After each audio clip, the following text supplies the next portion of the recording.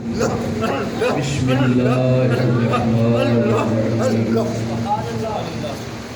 قال اللہ تبارک و تعالی فی القرآن المجید والفرقان الحمید فسبح بحمد ربک واستغفرہ انہ کان توابا آمنت باللہ صدق اللہ مولانا العظیم ان اللہ وملائکتہ یصلون علی النبی یا ایھا الذین آمنوا صلوا علیہ وسلموا تسلیما برکت کے لیے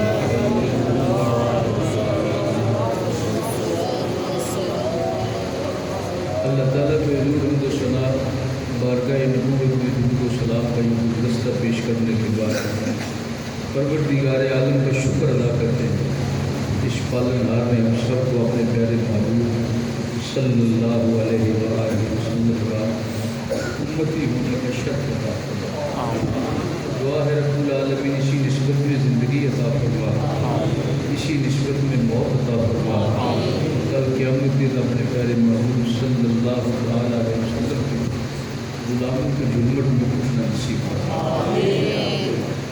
قرآن پاک میں رب العالمین کا ارشاد ہے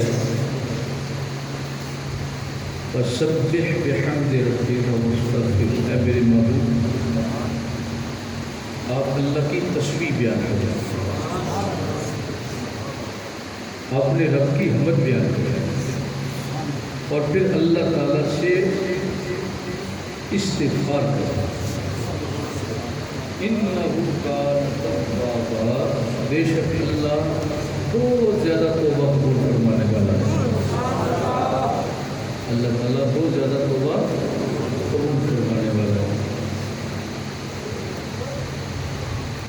ایک بات آپ کو یہ استغفار توبہ کے حوالے سے کرنی ہے دوسری بات آپ کو سمجھانی ہے خیر اور برکت کے حوالے سے اس وقت اتنا ہی ہوگا اور میں سمجھ گا اگر آپ نے یہ توجہ کے ساتھ دونوں باتیں سمجھ لی تو میرا آنا بھی وصول ہو جائے گا اور آپ کا آنا بھی انشاءاللہ وصول ہو جائے گا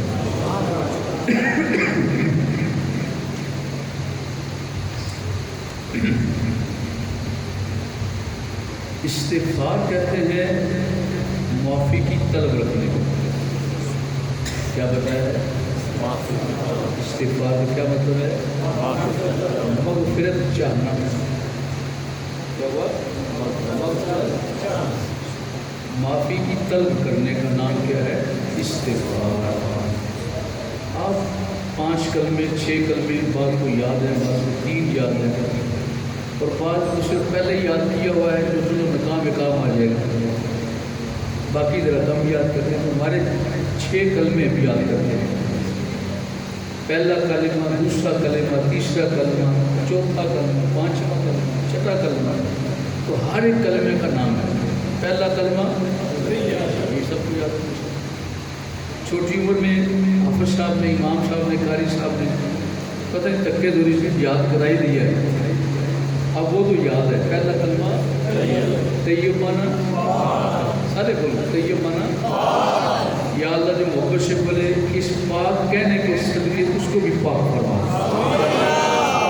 پہلا کلمہ طیب مانا دوم کلمہ چلو سبق شروع ہو گئے درسے میں بیٹھے ہو سبق شروع ہو گئے دوسرا کلمہ میں سمجھ رہا ہوں بچوں کو ہی پڑھا رہے ہیں تو آپ بھی تو کسی کے بچے اور کوئی نہیں بے شک آپ کے پاس جو قید بھی ہو تو کسی کے بچے تو ہو نا اچھا دوم کلمہ شہادت کا کیا معنی ہے اللہ آپ سب کی گواہی عطا کرے دوم کلمہ سوم کلمہ چارم کلمہ توحید سارے نہیں بول رہے. چلو کوئی بات نہیں, اللہ نے پردہ رکھا ہوا ہے, سن کے بول رہے ہیں ایک دوسرے سے. میں پچھلی دورا رہا ہوں بار بار تاکہ کچھ سنا رہے ہیں کچھ سن رہے ہیں اور کچھ دونوں کو دیکھ رہے ہیں, سارے ہی اچھے ہیں. آپ سارے دھیان رکھیں. چوتھا کلمہ سب بولو, چوتھا کلمہ یہ بڈھے جھٹکے لوگ بھی یاد کرنا, چلو اسی بہانے یاد ہو جائے گا, پڑھتا بھی رہ جائے گا, یاد بھی ہو جائے گا. چوتھا کلمہ توحید, تیسرا کلمہ توحید, چوتھا کلمہ پنجم کلمہ ان پیٹا کر کے آتا ہے. پنجم کلمہ استغفار نہیں کہنا, استغفار. یہ باب استغفار کا مصدر ہے. کیا ہے؟ پنجم کلمہ پنجم کلمہ پنجم کلمہ. شروع کہاں سے کرتے ہو؟ استغفر اللہ. ٹھیک ہو گیا. یہ جو ہمارا پنجم کلمہ ہے نا, اس میں استعمال ہوگی استغفار. کیا مطلب؟ مطلب یہ ہے اللہ سے مغفرت چاہنا, اللہ سے معافی طلب کرنا.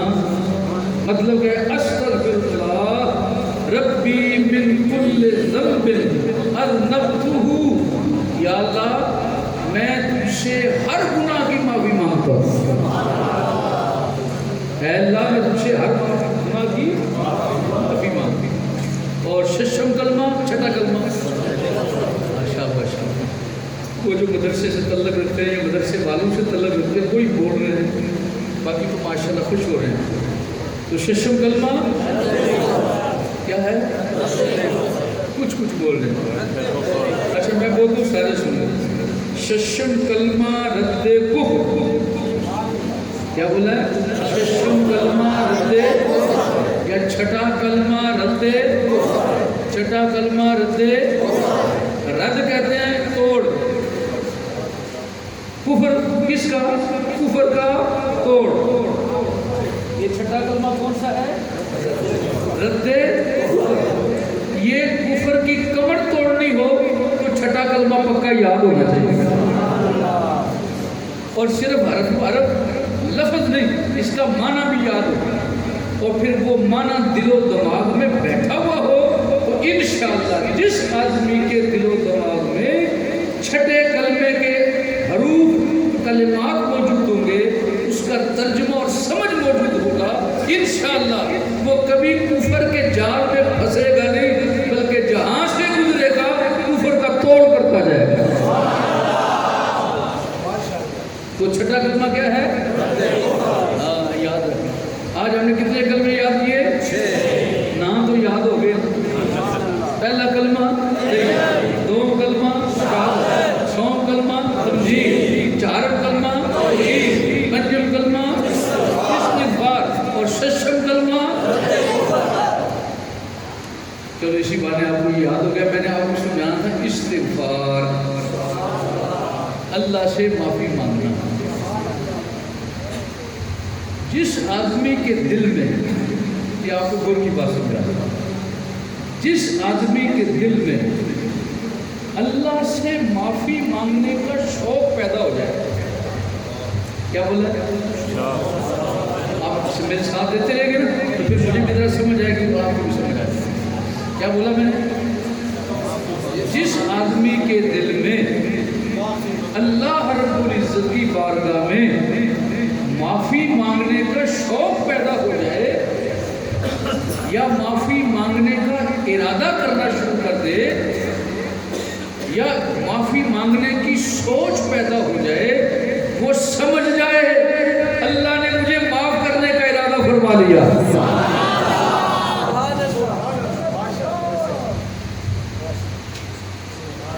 اب ایمان سے بتاؤ, معافی مانگنے آئے ہو کہ نہیں؟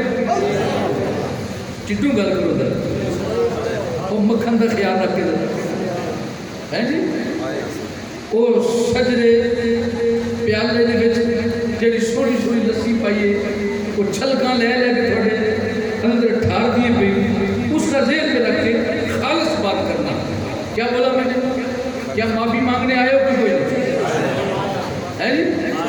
ہم سارے اللہ سے کہ لنگر کھانے آئے؟ ہم کیا کرنے آئے؟ معافی مانگنے۔ میں اس لیے کہہ رہا ہوں تاکہ میں آپ کی آواز سنوں، آپ میری آواز سنیں، اور جو آپ کے ارد گرد بیٹھے وہ آپ سب کی ایک دوسرے کی آواز سن لیں۔ جب میں آپ کی آواز سنوں گا، آپ میری آواز سنیں گے، میں سارے ایک دوسرے کی آواز سنیں گے، تو ہم سارے ایک دوسرے کے گواہ ہو جائیں گے۔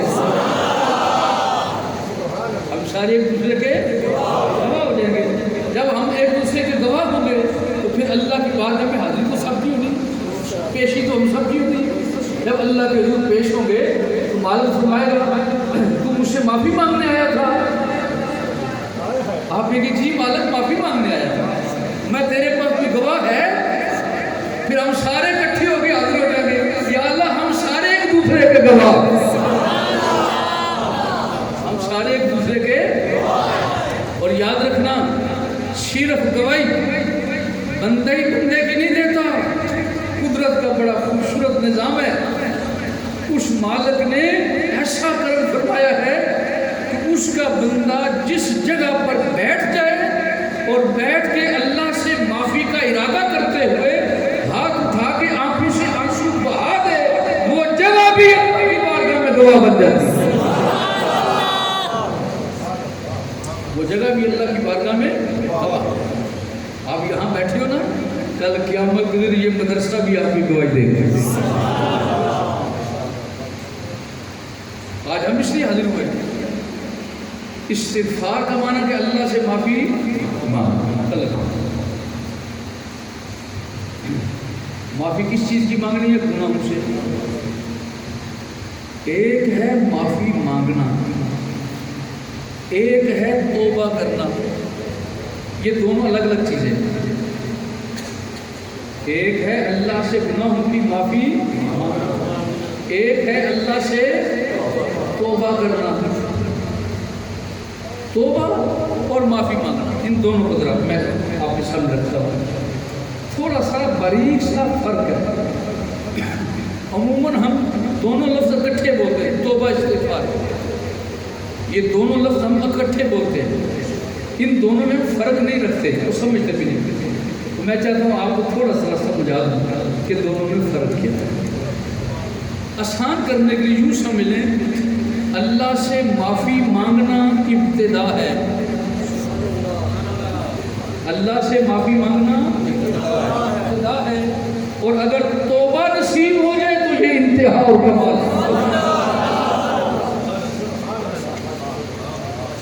اللہ سے معافی مانگنا کیا ہے؟ آغاز، ابتدا، اور توبہ کا یہ مقام مل جائے یہ انتہا۔ یہ کیا ہے؟ انتہا۔ کیسے؟ آپ جھٹکے لوگ ہیں، میں آپ کو ایک جھٹکی مثال دیتا ہوں۔ اگر آپ نے مجھ گاہ خریدنی ہو، یہ آپ کی ضرورت ہے، قلعہ خالی ہو گیا ہے، اب آپ تلاش کر رہے ہیں، میں گجر جٹ زمیندار لوگ کیا کہیں گے، اس کے بعد کوئی جانور ہی بنی۔ آپ کہتے ہیں میں ایک گائے خرید لاؤں یا بھینس خرید کے لے آؤں۔ آپ جب گائے اور بھینس خریدنے کے لیے جاتے ہیں، پیسے دیتے ہیں، گائے بھینس چیک کرتے ہیں، جانور پسند آ جائے، پیسے دیے، جانور لیا، گھر آ گیا، ایسی ضرورت پوری ہو گئی جی۔ اب جب کبھی آپ کی ضرورت آپ کی ہوگی، آپ جائیں گے، پیسے دیں گے، جانور خرید کے گھر لے گئے۔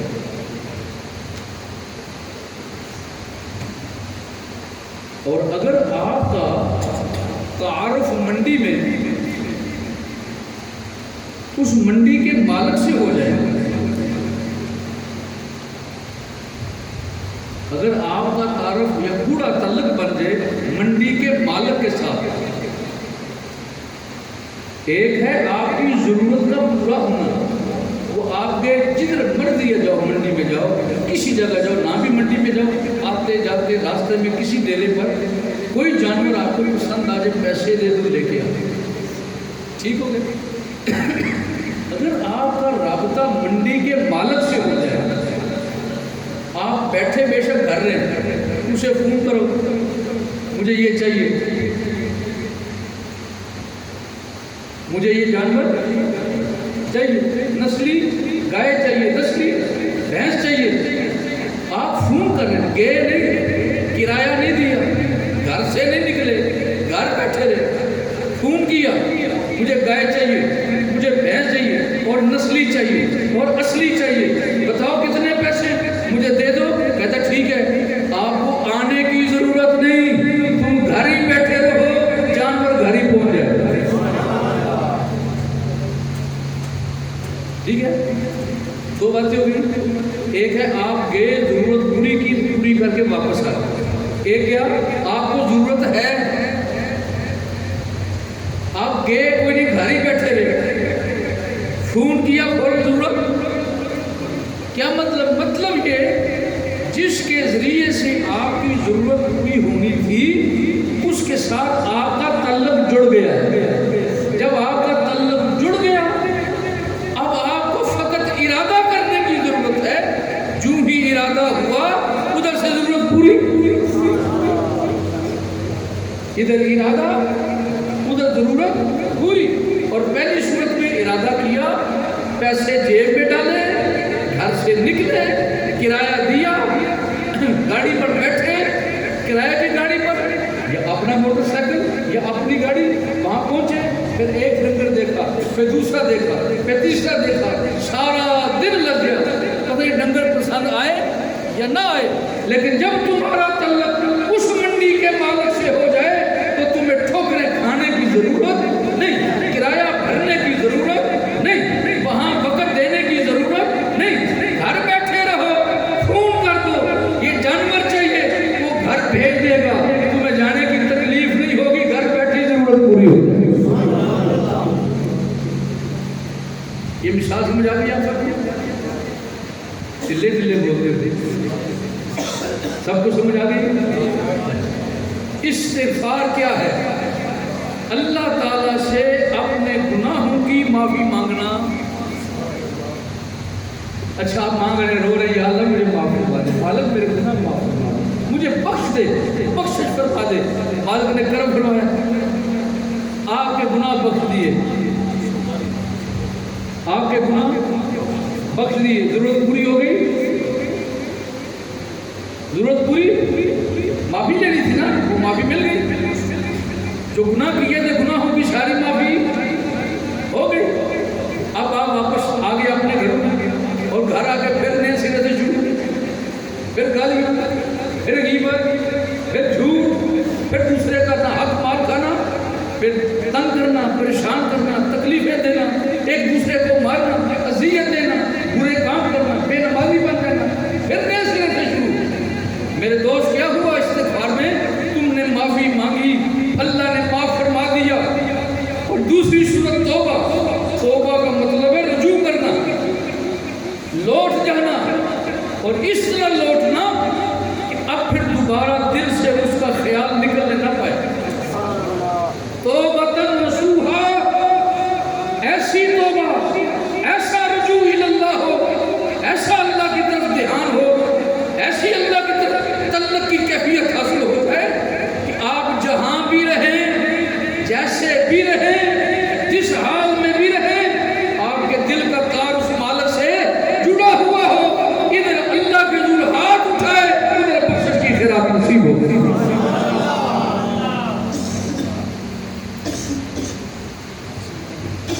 مطلب یہ ہوا استغفار آپ کی وقتی ضرورت ہے پوری ہوئی، ختم، اور توبہ کا مطلب کیا ہے؟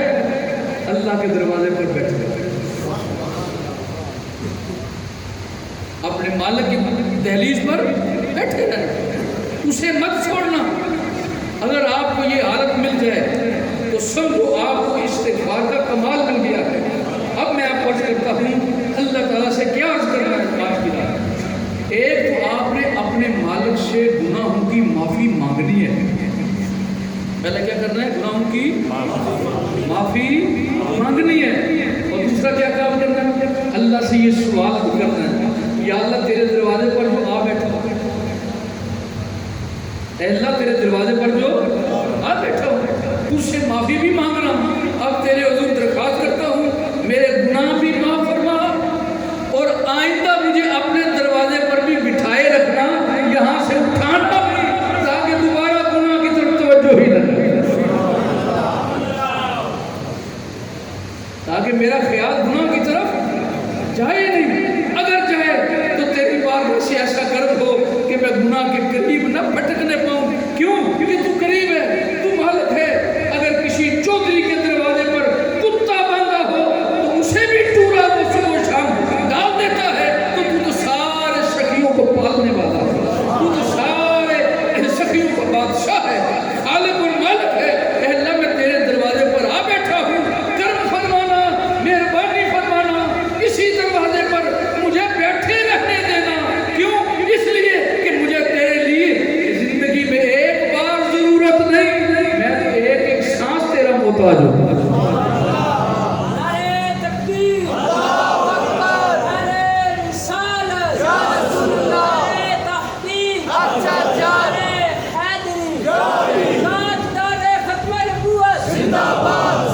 تاجدار ختم نبوت، او تاجدار ختم نبوت، لبیک لبیک لبیک یا رسول اللہ، لبیک لبیک لبیک یا رسول اللہ، لبیک لبیک لبیک یا رسول اللہ، لبیک لبیک لبیک۔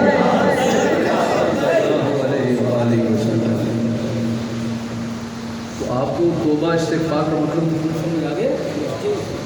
میں تسلی کر دوں کہ آپ سب کو سمجھ آ گیا، وہ جو باہر لوگ بیٹھے بھی سمجھ آ گیا ہے جی؟ سمجھ آ گئی ہے کہ سمجھ آئی ہے؟ میں دوبارہ پوچھ رہا ہوں، سمجھ آ گئی ہے یا آئی ہے؟ اچھا، یہ بھی سمجھانے پڑے گا۔ ایک ہے سمجھ آ گئی، تو سمجھ سمجھ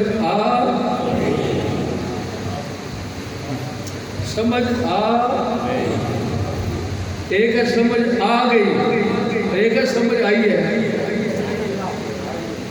جو سمجھ آئی ہے وہ جاتی نہیں، جو سمجھ آئی وہ پھر جاتی۔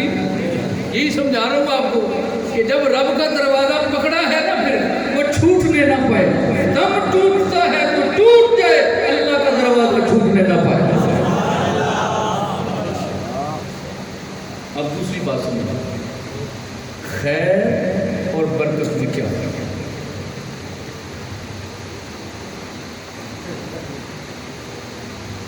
آپ حضرات کے سمجھانے کے لیے ایک سادہ سی مثال آپ کو عرض کرتا ہوں۔